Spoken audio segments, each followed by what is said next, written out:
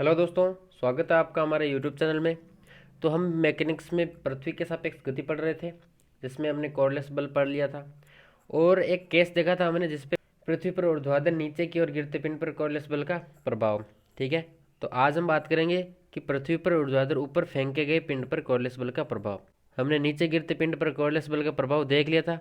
ठीक है, आज हम देखेंगे कि जब हम किसी पिंड को ऊपर फेंकते हैं तो उस पर कॉर्डलेस बल किस प्रकार लगता है, कौन सी दिशा में लगता है, और वह जब वापस से नीचे गिरेगा तो कुल कितना विस्थापन हो जाएगा। ठीक है,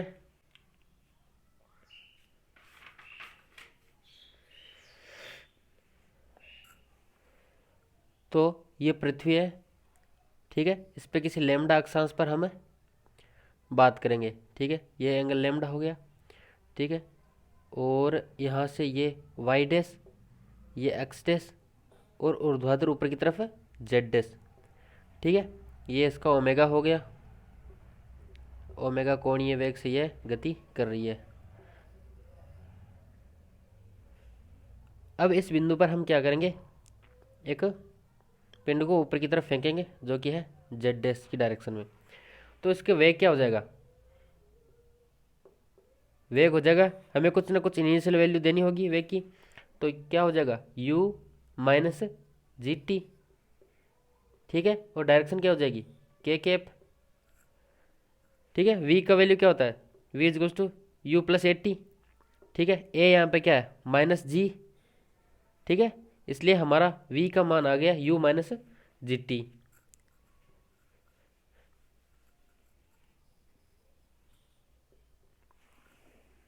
और बात करें ओमेगा की, तो ओमेगा के दो घटक आ जाएंगे। पहला क्या था, ओमेगा कोस लेमडा, जो कि किस डायरेक्शन में होगा, जे कैप की, प्लस ओमेगा साइन लेमडा। ठीक है,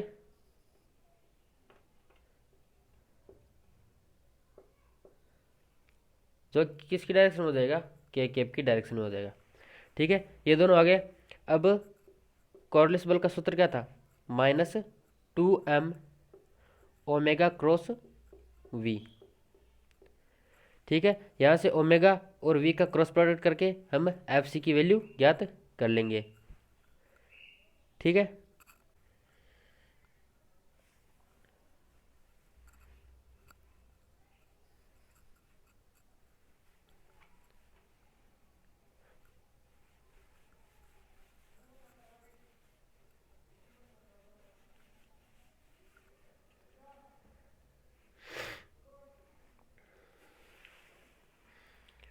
तो यहाँ से एफ सी की वैल्यू क्या आ जाएगी, एफ सी बराबर माइनस टू हम बाहर ले लिया हमने।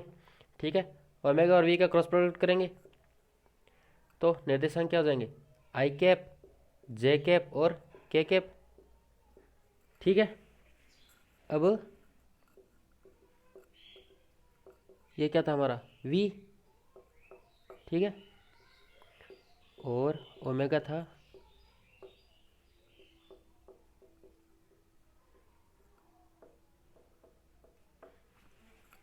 ठीक है, ये हो गया। अब यहाँ पे आई कैप की क्या है, जीरो ओमेगा के लिए। ठीक है, जे कैप में क्या है, ओमेगा कोस लेमडा। ठीक है, के कैप के लिए क्या है, ओमेगा साइन लेमडा। और वी के लिए आई कैप में जीरो, जे कैप में भी जीरो, और के कैप में हो जाएगा यू माइनस जी टी। ठीक है, यहाँ से एफ सी बराबर आ जाएगा, आई कैप के लिए देखेंगे तो क्या हो जाएगा, ओमेगा कोस लेमडा गुणा में ये टर्म आ जाएगी यू माइनस जी टी। ठीक है, माइनस में ये टर्म जीरो हो गई। ठीक है, तो जीरो, बाहर क्या था, माइनस टू एम, तो माइनस टू एम गुणा कर दिया, ये डायरेक्शन क्या हो गई, आई कैप। ठीक है, अब जे कैप के लिए देखेंगे तो जीरो माइनस जीरो जीरो हो गया, के कैप के लिए देखेंगे तो जीरो जीरो, सारी टर्म कैंसिल हो जाएगी। तो हमारे पास आ गया एफ सी की वैल्यू। तो एफ सी बराबर हुआ minus two m omega u minus g t cos lambda i cap की डायरेक्शन। ठीक है, यहाँ पे देखेंगे ये क्या है, माइनस है, इसको हम कैसे लिख सकते हैं, इसको हम इस प्रकार भी लिख सकते हैं कि two m omega u minus g t. इसकी डायरेक्शन के लिए क्या करेंगे, इस माइनस को अंदर ले लेंगे। तो ये डायरेक्शन कौन सी आ गई, ये डायरेक्शन आ गई माइनस अक्स दिशा में, यानी पश्चिम की दिशा में।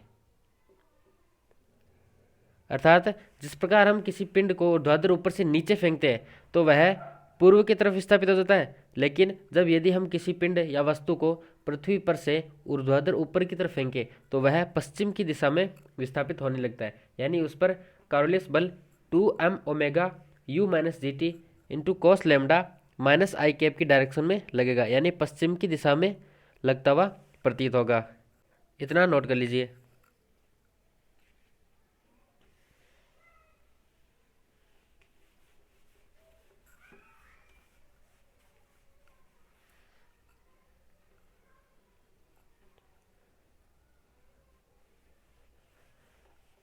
ठीक है, बल तो हमने देख लिया। अब अगर विस्थापन देखें, अब हम जानते हैं कि F बराबर क्या होता है, एम ए। ठीक है, और ए को हम क्या ले सकते हैं, d2x upon d t square. ठीक है, तो यहाँ से आ जाएगा m d2x dash upon d t square बराबर 2m omega u minus g t cos lambda. ठीक है, अब हमें समाकलन करना होगा, तो इसे थोड़ा सरलीकरण कर देते हैं। m से तो m कैंसिल हो गया। ठीक है, d2x upon d t square बराबर, इसको हम क्या करेंगे, यहाँ से g कॉमन ले लेंगे। ठीक है, और बाहर भेज देंगे तो क्या हो जाएगा 2 ओमेगा जी, अंदर क्या बच गया, कोस लेमडा भी बाहर ले लेते हैं, तो अंदर बच गया u by g minus t. ठीक है, ये टर्म बच गई।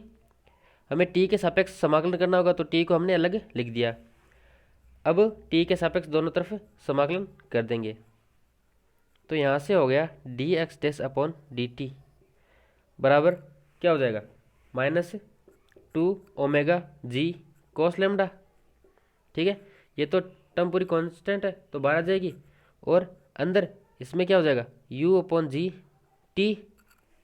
ठीक है, माइनस टी का क्या हो जाएगा टी स्क्वायर बाई 2, और प्लस में आ जाएगा क्या सी कांस्टेंट। तो ये हो गया इसका समाकलन। ठीक है, इतना नोट करो।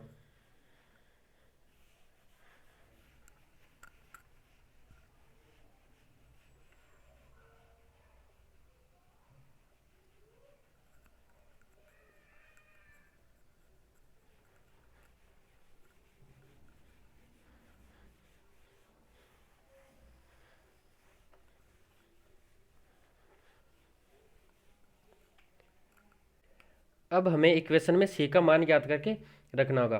ठीक है, तो अगर t इजक्वल्स टू जीरो की बात करें तो t इजक्वल्स जीरो पे माना कि वह ग्राउंड लेवल पे था। ठीक है, तो उस समय एक्स डैश क्या था, जीरो। ठीक है, तो D x upon d T भी क्या हो जाएगा, जीरो। तो यहाँ से सी की वैल्यू आ जाएगी क्या, जीरो।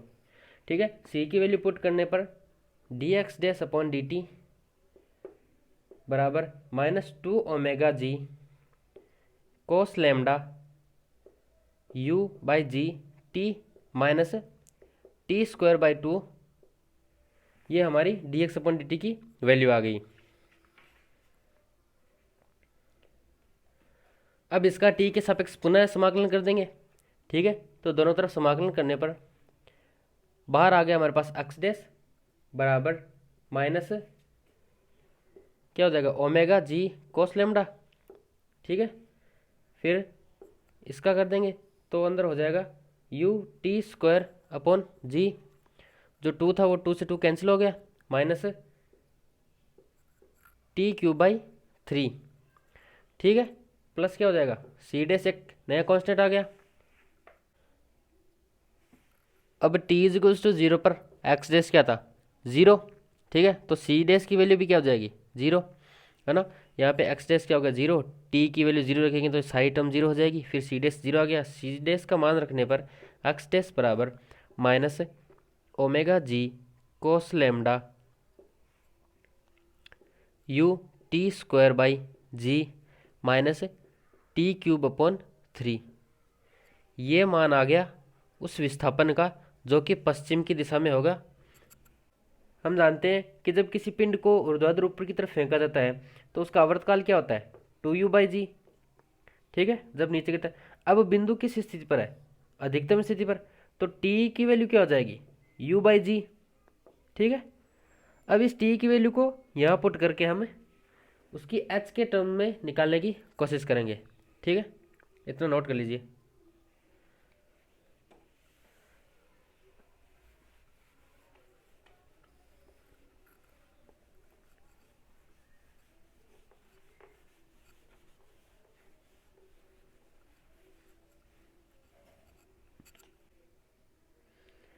अब t की वैल्यू समीकरण में रख देंगे तो x डैश बराबर आ जाएगा -2/3 ओमेगा जी कोस लैम्डा, और कोष्टक में बच जाएगा u की पावर 3/g, ये पूरे ब्रैकेट की पावर है। ठीक है, तो ये हमारे पास बच गया x डैश। अब अगर वह पिंड h ऊंचाई पर है, ठीक है, तो h में और u में रिलेशन क्या होता है, हम जानते हैं कि u बराबर होता है √2gh। ठीक है, ऊर्ध्वाधर ऊपर यानी एक v में गति में हम जानते हैं ये फॉर्मूला होता है u बराबर √2gh। तो अब यहाँ से हम h की वैल्यू निकाल लेंगे u की वैल्यू रख के। ठीक है,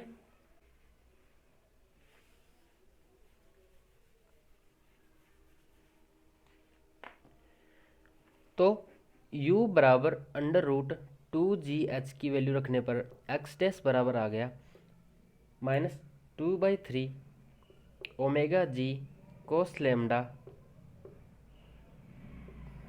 2h/g, और पावर हो जाएगी 3/2। ठीक है, तो इतना मान आ गया पश्चिम की ओर विस्थापन जब h ऊंचाई पर हो। ठीक है, जब h ऊंचाई पर बिंदु होगा तो वह इतने विस्थापन से पश्चिम की दिशा में सरक जाएगा। ठीक है, यह पश्चिम में विस्थापन है। अब चूंकि बिंदु स्थिर नहीं है क्योंकि वह एक अधिकतम ऊंचाई पर है, इसलिए उसका कुछ ना कुछ तो वेग होगा। अब वह वेग क्या होगा, तो वेग के लिए हम dx/dt कर देंगे। ठीक है, t के सापेक्ष से इसका अवकलन कर देंगे। तो अवकलन करने पर हमारे पास आ गया -2 ओमेगा जी कोस लैम्डा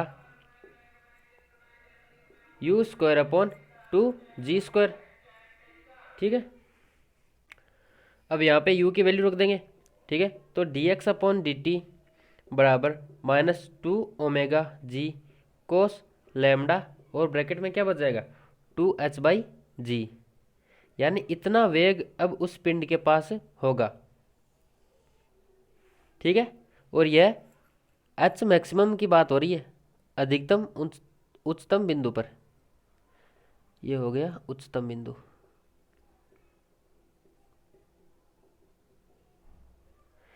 ठीक है, यानी जब हम किसी पिंड को ऊर्ध्वाधर ऊपर की तरफ फेंकेंगे तो वह कुछ इस तरह गति करेगा, न कि वह सीधा जाएगा। ठीक है, ये पश्चिम की डायरेक्शन होगी, और इस पर उसका कुछ ना कुछ वेग होगा जो कि यह है। ठीक है, अब पिंड वापस नीचे गिरेगा तब हम उसकी गति का अध्ययन करेंगे, इतना नोट कर लीजिए।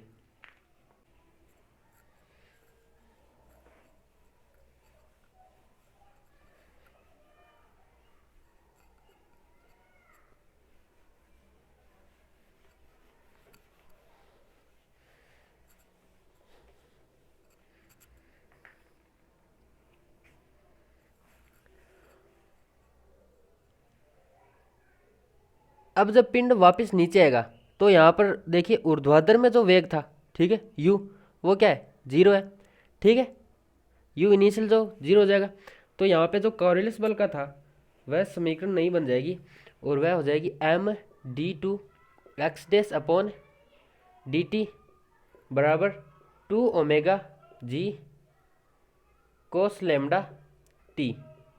ठीक है, ये m, तो जो -2 ओमेगा जी कोस लैम्डा u-gt था। ठीक है, तो यहाँ पे u 0 है तो ये -12 जाएगा, माइनस से माइनस प्लस हो गया, और ये समीकरण बन जाएगी। ठीक है,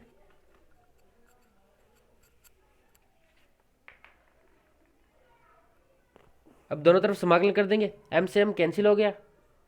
समाकलन करने के बाद हमारे पास आ गया d x dash upon d t बराबर 2 omega ji cos lambda t square by 2 plus में एक सी कॉन्स्टेंट आ गया। अब सी की वैल्यू ज्ञात करेंगे। तो जो पहला केस था हमने माना था उसमें हमने टी इज टू जीरो पर यहाँ से स्टार्ट किया था। अब जो सेकंड केस है उस पर हम टी इज टू जीरो पर यहाँ मानेंगे। ठीक है, तो टी इज टू जीरो पर d x dash upon d T क्या था, वेलोसिटी थी। ठीक है, तो यहाँ से सी बराबर आ जाएगा माइनस ओमेगा जी कोस लेमडा और 2h बाई जी। ठीक है, ये उस वेग की वैल्यू आ गई। अब हम सी की वैल्यू पुट कर देंगे वापस इक्वेशन में। तो यहाँ से d x dash upon d t बराबर आ गया 2 omega ji cos lambda t square by 2 minus omega ji cos lambda 2h by जी। ठीक है, यहाँ से ओमेगा जी कोस लेमडा कॉमन ले लेंगे। तो कॉमन लेने के बाद d x upon d t बराबर आ गया 2 omega ji cos lambda t square by 2। ठीक है, माइनस में हो जाएगा 2h बाई 2g। ठीक है, 2 भी हमने कॉमन ले लिया तो अंदर आ जाएगा, ये यहाँ पे g ही होगा। ठीक है, तो इसका अब हम क्या करेंगे, वापस से t के सापेक्ष समाकलन कर देंगे। ठीक है, हमें x की वैल्यू चाहिए, तो x के लिए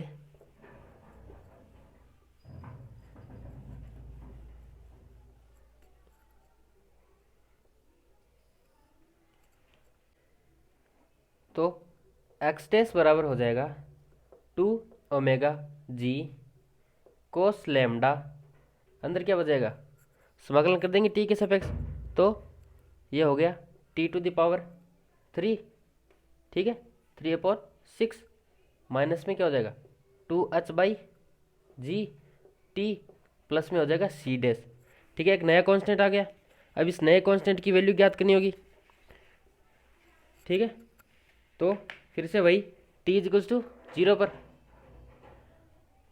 जीरो पर एक्स डैश की वैल्यू क्या होगी। एक्स डैश वह विस्थापन है जो कि पश्चिम दिशा में हुआ था। ठीक है, तो उसका मान क्या था, तो यहाँ से सी डैश बराबर आ जाएगा -2/3 omega ji cos lambda 2h by g 3/2। ठीक है, ये वह विस्थापन है जो कि पश्चिम दिशा में हुआ था।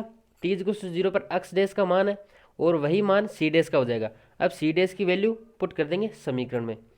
तो यहाँ से एक्स डैश बराबर आ जाएगा 2 omega ji cos lambda t to the power 3/6 minus 2h upon g t minus 2/3 omega ji cos lambda 2h by जी की पावर हो जाएगी 3/2।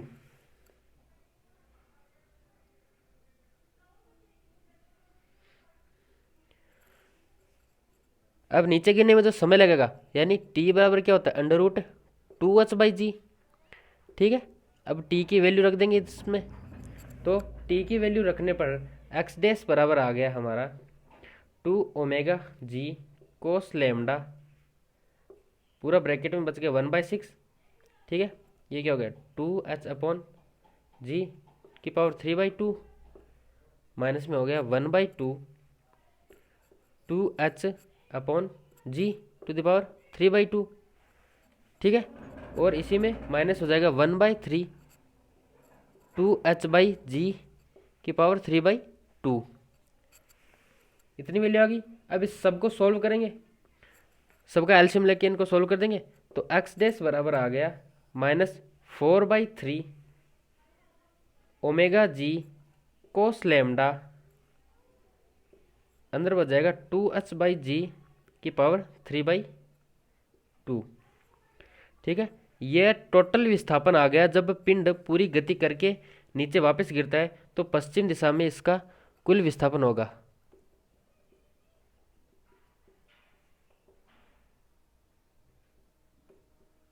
पश्चिम में तो ये तो हो गया इसका लॉन्ग एंड लेंथी मेथड, ठीक है, जिसमें हमने पहले ऊपर की गति का अध्ययन किया, फिर वापस नीचे आने पर अध्ययन किया।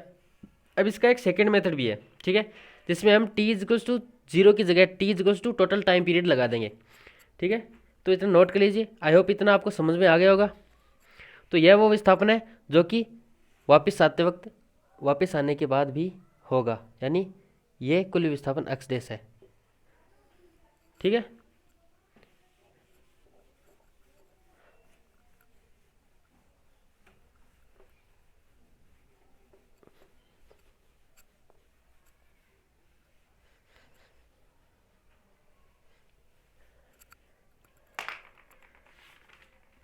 हमारे पास एक समीकरण थी कि x डैश बराबर क्या था, minus omega ji cos lambda u by g t square minus 1/3 t to the power 3, ठीक है। आपको याद होगा ये टी के पदों में आया था x विस्थापन। तो अब हम जानते हैं कि जो टाइम पीरियड होता है पूरा, वो क्या होता है, T is equals to 2u by जी, ठीक है, 2u बाई जी होता है, टी डैश मान लेते हैं इसको, तो टोटल टाइम पीरियड है 2u बाई जी। अगर हम इस समीकरण में वह टाइम पीरियड डाल दें, यानी वह कुल विस्थापन आ जाएगा जो कि नीचे आते वक्त होगा, तो x डैश बराबर हो जाएगा, यहाँ से हम वैल्यू डाल देंगे माइनस ओमेगा जी कोस लैम्डा, ये हो गया u by g minus 2u by 3g, बाहर क्या बचेगा 2u बाई जी की होल पावर स्क्वायर, ठीक है। ये टी स्क्वायर बाहर कॉमन लेके हमने टी स्क्वायर का मान रख दिया।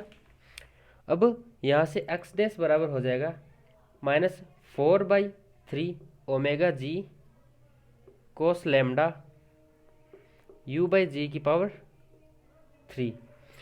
अब u की वैल्यू क्या होगी, u is to under root 2gh, है ना, 2gh की वैल्यू रख देंगे।